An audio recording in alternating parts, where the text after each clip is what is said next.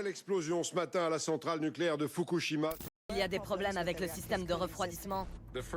La première explosion a détruit le bâtiment réacteur. Une fusion du cœur de ce réacteur n'est plus impossible. Le monde entier a les yeux rivés sur cette zone.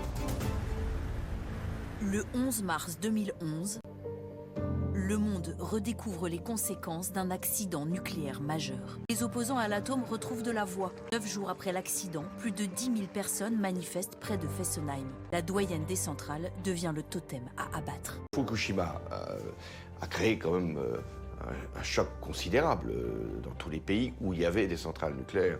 Ce qui a d'ailleurs conduit l'Allemagne à arrêter le nucléaire et donc à annoncer une sortie du nucléaire. Dans les sondages, une majorité de Français est pour la sortie du nucléaire. J'engagerai la réduction de la part du nucléaire dans la production d'électricité de 75 à 50% à l'horizon 2025. Dans ce contexte, je fermerai la centrale de Fessenheim. Je prends la décision de poursuivre notre production nucléaire, sauf la centrale qui était la plus vieille, en l'occurrence Fessenheim, qui devait progressivement fermer.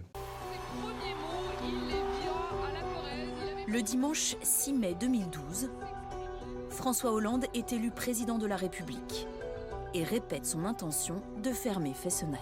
Ça a été un coup de tonnerre. Il faut bien voir que jusque-là, aucun pouvoir politique, que ce soit de Mitterrand, etc., n'avait annoncé qu'on allait fermer les centrales. Et quand le président de la République, en poste, dit « je vais le faire », ah là, ça change tout. On construisait une centrale nucléaire, on en est pour 60 ou 80 ans. Donc, vous ne pouvez pas changer de politique énergétique à chaque mandat. C'est-à-dire que c'est une durée extrêmement brève par rapport aux grands choix énergétiques, qui sont des choix extrêmement long terme. On a besoin, quelque part, de construire un consensus politique sur l'énergie. C'est ça qu'on a eu en France, c'était ça notre force. Ben voilà, on a commencé à vouloir détruire ce qu'on avait construit.